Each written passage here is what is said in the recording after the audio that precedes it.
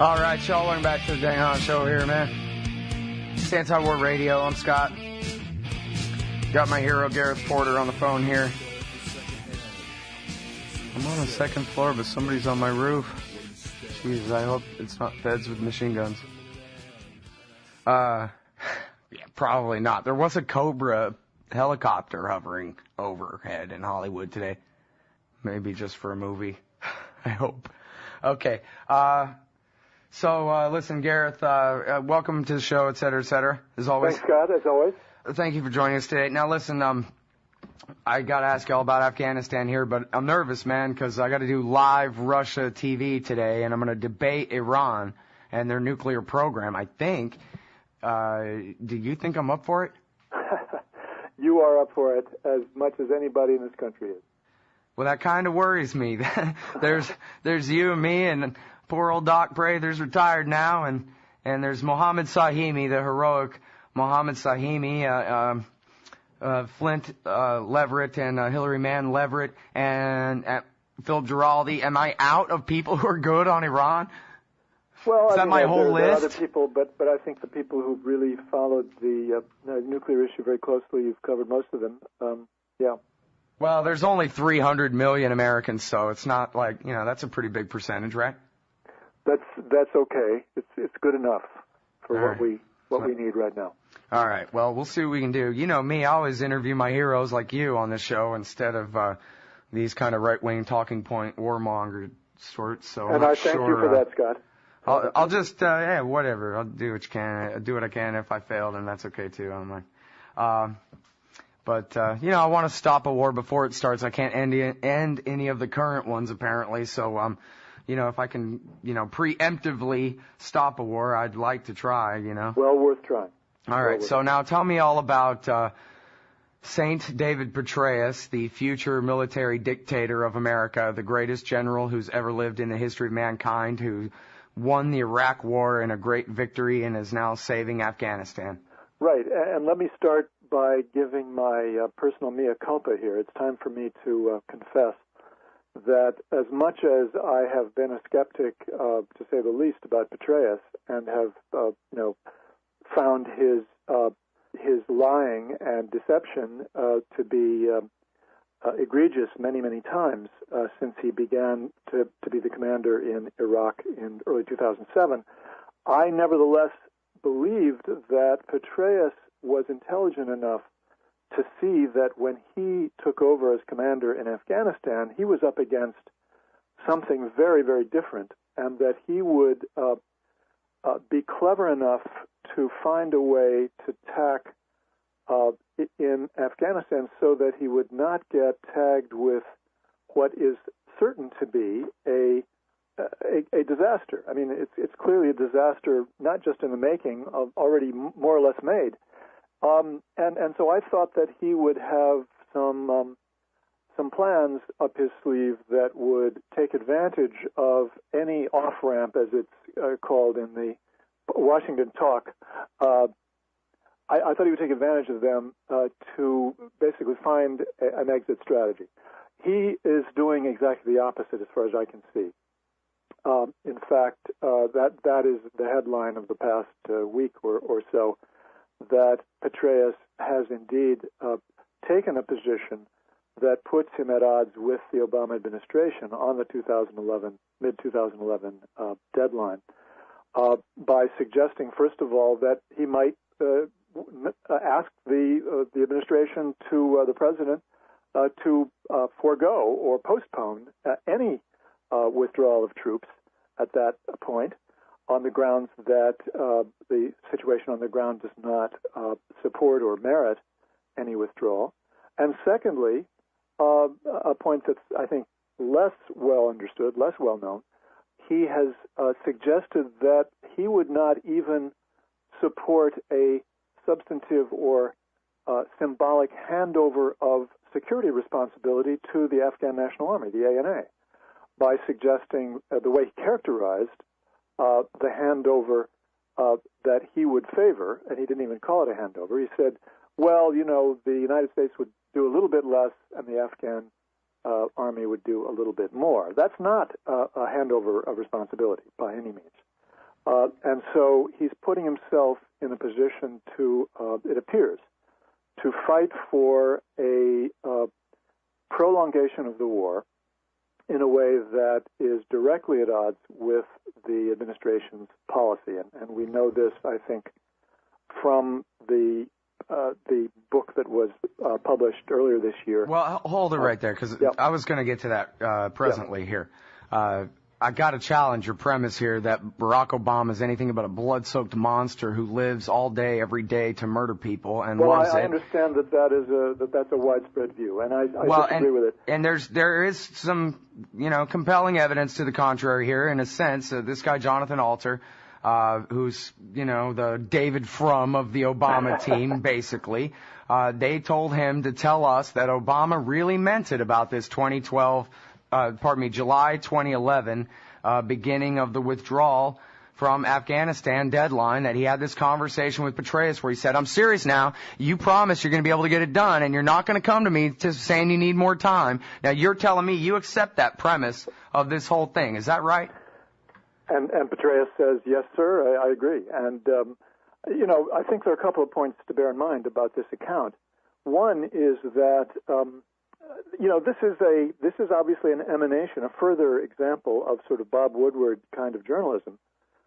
Woodward has been the pioneer in this, in a whole series of books, including, of course, the series of books on Bush's wars in Afghanistan and Iraq.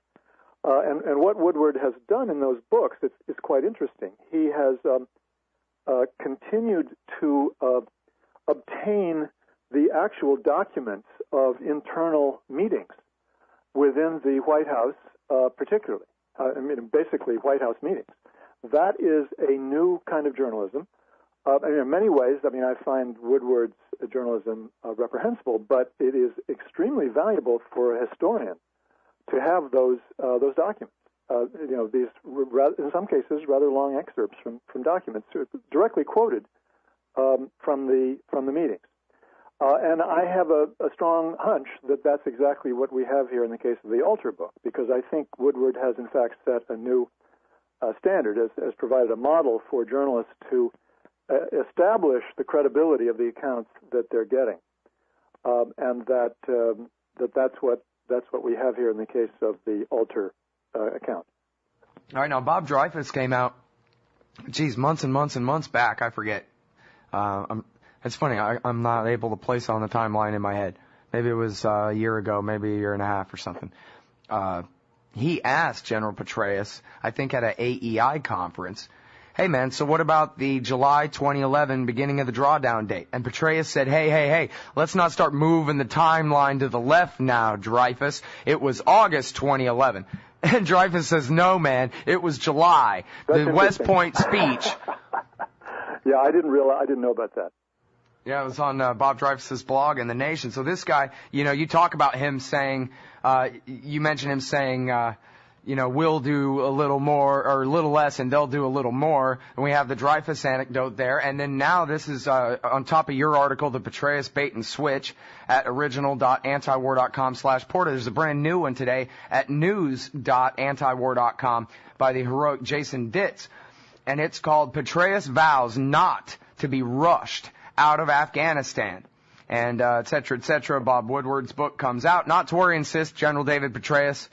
He felt the need to come out today and again reiterate that he has absolutely no intention of withdrawing troops from Afghanistan and that he will not be, quote, rushed out of the country, Gareth. Right, and I wanted to... Real quick, because we're going out to this break. I just wanted to mention that there are other reasons to believe that there is a very real conflict between Obama and Petraeus on this issue. So I'll take that up later. All right. We'll be right back, y'all, with Gareth Porter, Interpress Service, antiwar.com.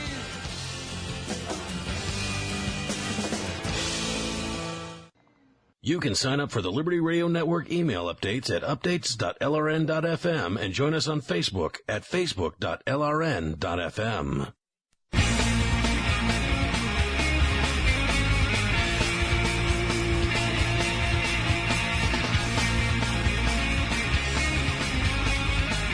All right, y'all, welcome back to the show. It's Anti-War Radio. KSRadioAwesome.org, LRN.FM. posted live here, 9 to noon Pacific time, 5 days a week.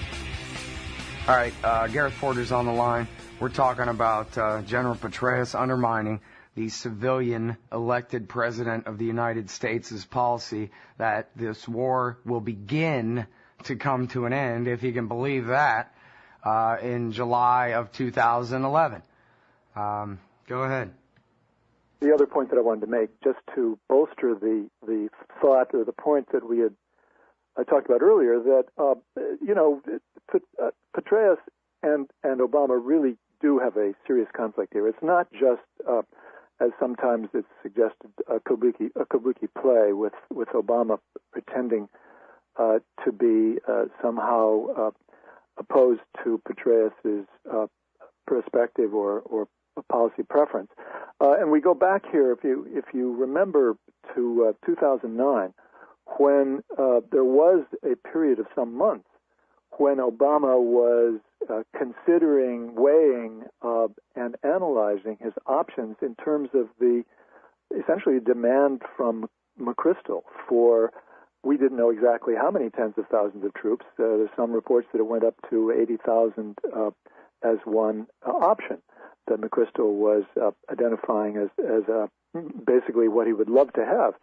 And it was during that period, and I've written about this, that the White House had some of its minions, and I think Jim Jones was clearly one of the people working on this, leak to the That's New the York National Times, Security Advisor. National Security Advisor Jim Jones, leaking to the New York Times that the administration, the White House, did not view the Taliban insurgents as terrorists, as part of the global al-Qaeda-oriented jihadist movement that would attack the United States or be part of any effort to attack the United States, that it had interests that were at odds with al-Qaeda because the Taliban simply wanted to be able to bring Sharia law to Afghanistan. This was a point that, it was not made idly. There was a real purpose in that, and that was to provide an argument for turning down the request from McChrystal or minimizing it as much as possible. And so, this was one reason why I was convinced last year that Obama wanted to find an alternative to what McChrystal was demanding.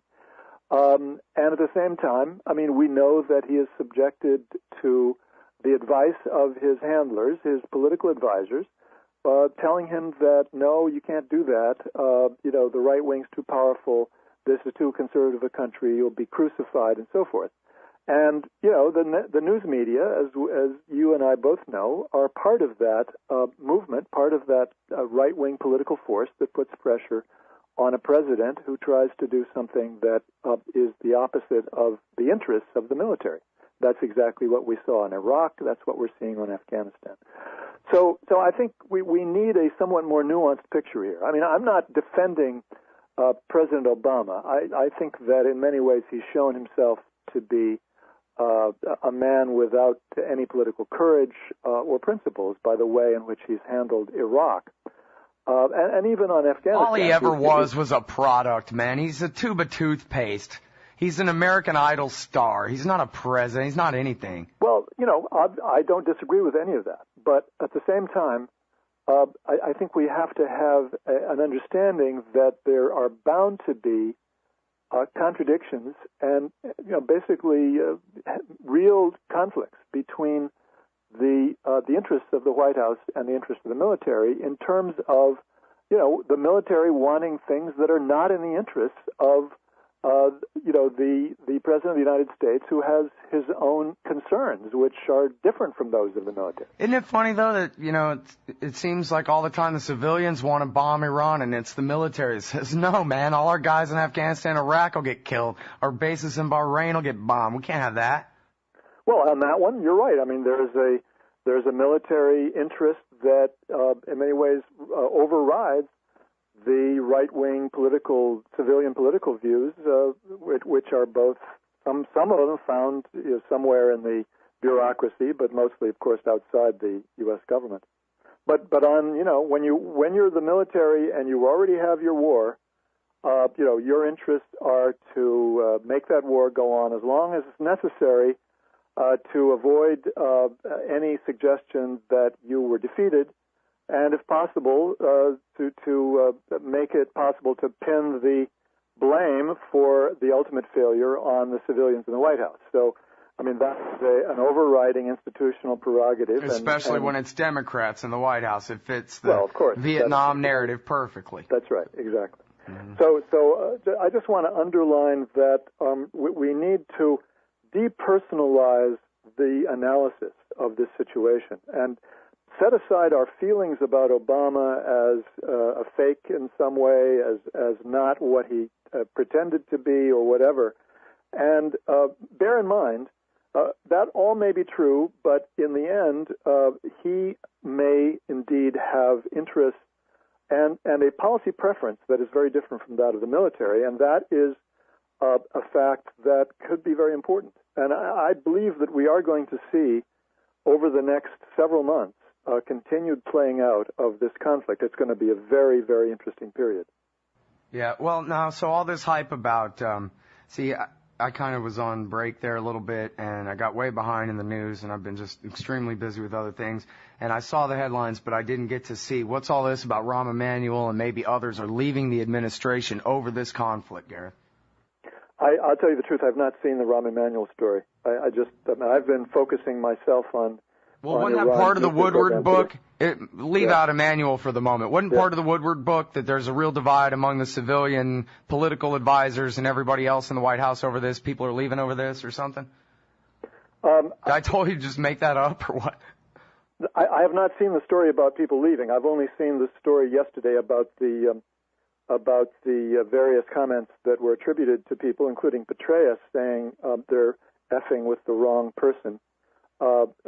Excuse me, over please. A glass of wine. Look, I don't know any of this. Tell me the story, okay. Please. Well, I mean, this is perhaps the single most interesting quote attributed to one of the principals in the Woodward book.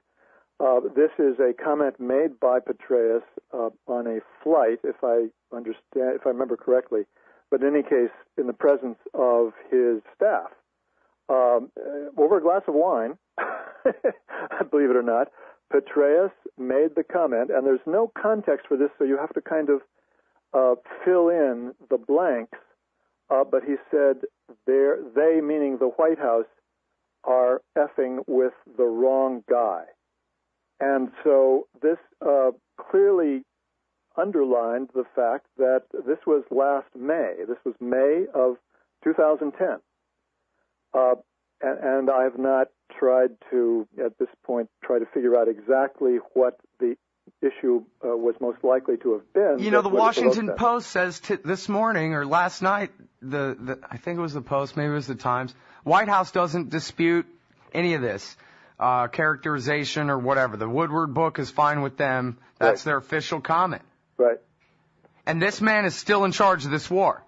Well, and this, of course, is a reflection of the degree of power that Petraeus has amassed. Yeah, but, you know, even a weasel like Truman told MacArthur, I'm the boss, not you. Later's for you, and that was the end of that.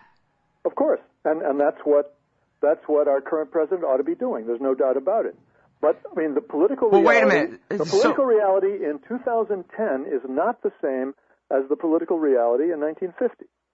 I mean, that is the way I think... Well, wait a minute. Political reality means the Pentagon is stronger than the White House? That a general of a war, he's not even the commander of CENTCOM anymore. He's a general in charge of one war, can directly, I mean, what you just said, say that about the President of the United States and continue in his job? That's 10 times worse than what McChrystal's men said. Absolutely. I agree. That means that McChrystal was fired not because of what he said, but because for whatever reasons they felt McChrystal wasn't getting the job done. You know, well, yeah, I mean, that's true. Yeah, and the point is, Scott, that, yes, the Pentagon is much, much more powerful than it was in 1950, and a field commander who has already been the hero of one war, who's sort of, you know, successfully made the case to the American public through a supine news media that he managed to snatch a victory from the jaws of defeat and has become the biggest hero since MacArthur. How long before he just crosses the river and takes Obama's chair in his general's uniform? Right, and matter of weeks. This is obviously one scenario that we can see ahead. I'm sorry, we're out of time. Can you stay 10 more minutes? I got an open segment coming up after the news. All right, 10 minutes it is. Awesome, thanks, Gareth. All right, bye. You're listening to the live edition of Anti-War Radio. Hour number 3 is next after the news here on the Liberty Radio Network at LRN.FM. Islam thing, the Sharia taking over America. I thought you were talking about the libertarian view of environmental. We're back on. Hey, everybody, we're back on. Me and Gareth were talking about things. I was saying what a parody of the red scare this green scare is, and he goes, "Hey, I'm a green," and I said, "No, not like that, Gareth. I know you're that kind of green. I mean, like the old birch maps of communists taking over the world and each country turning red. Well, now there are those same kind of maps, not put out by the Birchers, by the way, who are good on this issue, about the map of the world turning green. Got it. And they're coming to take us over. Newt Gingrich said apparently the other week, last week, that there's a conspiracy to use the federal court system to institute Sharia law across America. And apparently this is a real danger in the mind of a significant portion of the American population. Yeah. And it's like a joke compared to the Red Scare. There were communists in the State Department. You know what I mean? They loved Joe Stalin. Those were just facts. And it wasn't like, okay, there was a communist under every bed and Joe McCarthy was a hero or any of that stuff. But still, at least there was a somewhat true premise to the big freakout. In this case, we're talking about the least, the most powerless, I should say, people in the whole society. They have no voice. Muslims. Yeah. I mean, come on. They're going to take us all over. Same thing with, everybody knows General Petraeus is a hero and all that. and which brings us back to the point. Yeah. As far as ridiculousness, there's our segue, ridiculousness. You're a historian and not just a journalist. You're both, and I know you're good with the long-term view and all that. And you know me, I'm the epitome of hyperbole over here. Is it really a worry that we could have a military government in this country when you can have somebody like General Petraeus defy Barack Obama in such a blatant manner? See, I don't think, I'm not worried about military dictatorship per se, but I do think that, what has already happened, as I suggested before the break, is that there has been such an assumption of power by the military over the last few decades, and it has accelerated enormously since 9/11. I mean, this is something that I think people need to be more aware of, that this is a fundamental change that has taken place, a redistribution of power has taken place. And the uniformed military leadership is more powerful, and that Petraeus occupies a unique position in modern military history. And that is, as I said, in part because of the enormous buildup the news media has given him. And he is in a position to put more pressure on the president than any previous field commander in history, I think. Remember that New York Times article from, February or March or something, I think, where at the end of the article, it's Secretary of Defense Robert Gates on the plane watching a movie, 7 Days in May. Right. And reminded me of, look, this is the history of the world. Republics become empires. They become dictatorships. They don't get to keep their limited constitutional separation of powers, for crying out loud. We've centered all power in the executive.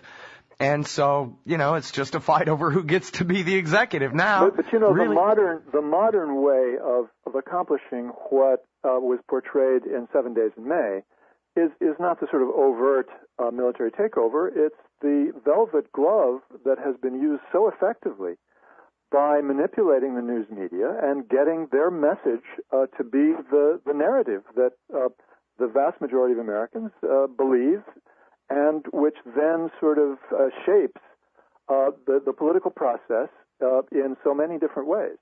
And that's why I think it's very important to begin to think in terms of what has already been created here, the permanent war state. I'm going to start talking about this on your show and everywhere else that I get a chance to do this, to call people's attention to the development of this new phenomenon over the past 10 years, continuing to develop, which has several major characteristics. We don't have time to go into them now, but it's things like increasing use of secret, unaccountable military force, such as drone strikes and special operations forces, and the fact that you have a commander, in the case of both McChrystal and Petraeus, who are really consciously putting primacy on manipulating public opinion as a way of continuing wars.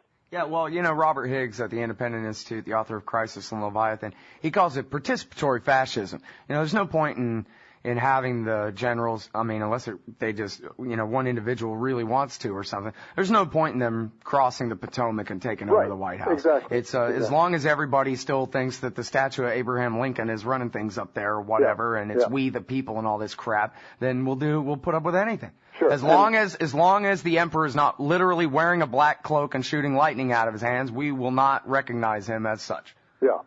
So I think that's precisely the right point to make about this. But the change that has taken place is so far-reaching over the past 10 years that really I think it constitutes a new system, a new kind of state that we have never seen before, and it threatens really to be a permanent war state. It doesn't threaten; it already is, but it threatens permanent war. Is what I'm trying to say. Mm-hmm. Well, my thing is I hate all this stuff about you don't have to like Bill Clinton, but you have to respect the office and all this stuff. I don't respect the office. I don't respect any president at all. Even Jefferson was a horrible president, and so screw all of them.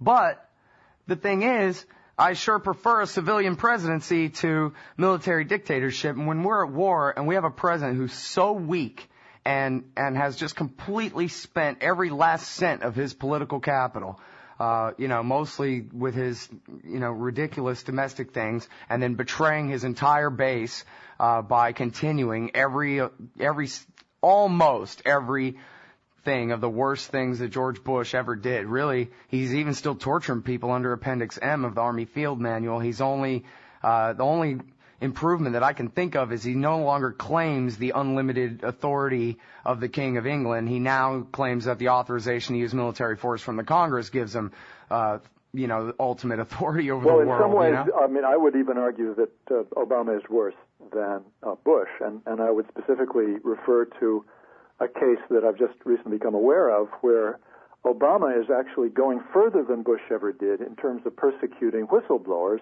within the national security bureaucracy. Yeah, he's on prosecution number 4 now, which is a world record. Exactly. No president before has ever done more than one. Yeah, using this outrageous sort of espionage statute from 1919.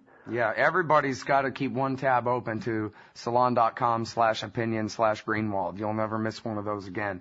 Right. And now look at this, man. 3,000 strong and growing. The CIA's army of assassins in Afghanistan. Never mind JSOC. This is part of Bob Woodward's book too. News.antiwar.com by Jason Ditz. 3,000 strong. The CIA's army of assassins. Gareth?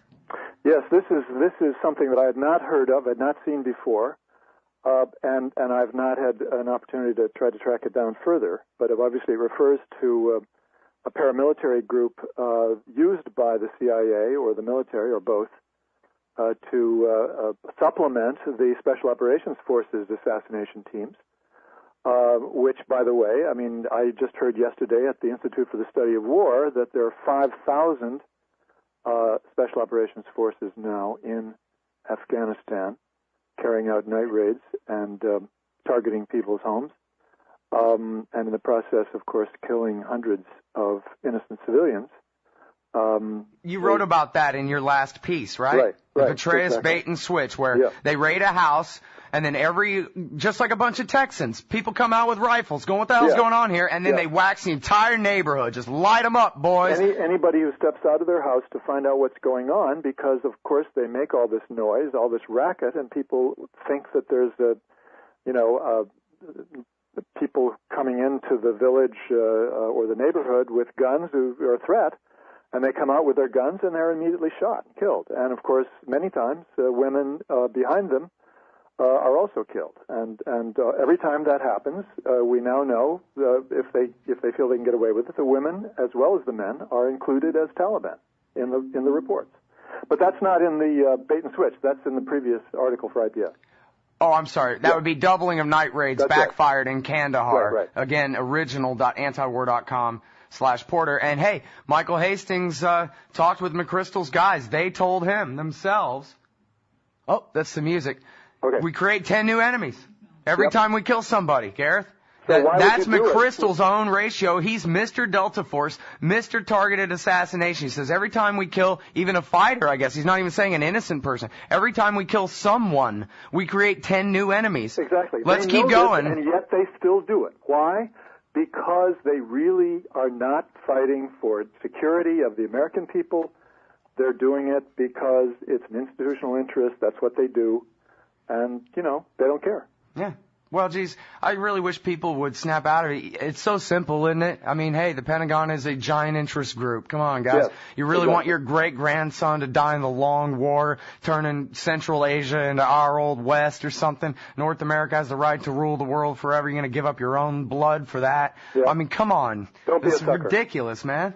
It's national suicide, too, man. And never even mind the Afghans getting night raided, because Americans don't care about that. But look at what's happening to us with the economy. That's where I'm really going with the generals taking over thing, is that, they just keep inflating and inflating and inflating to try to not let the correction really go as deep as it needs to go. And they're risking the breaking of the dollar and the end of the world dollar standard. It's already, nation states are diversifying out of American securities right now. And we could really be looking at hard times. And then we got this David Petraeus guy who doesn't do anything but get everything right all day and night on TV. Well, we've got to the one institution people still believe in, the Pentagon. We've got to dismantle the permanent war state to have even the slightest chance of survival of anything like an America that is going to be livable. Gareth Porter, thank you for all the work you do and your time on my show. Thanks very much, Scott. Everybody, that's the heroic Gareth Porter, IPSnews.net, original.antiwar.com/Porter.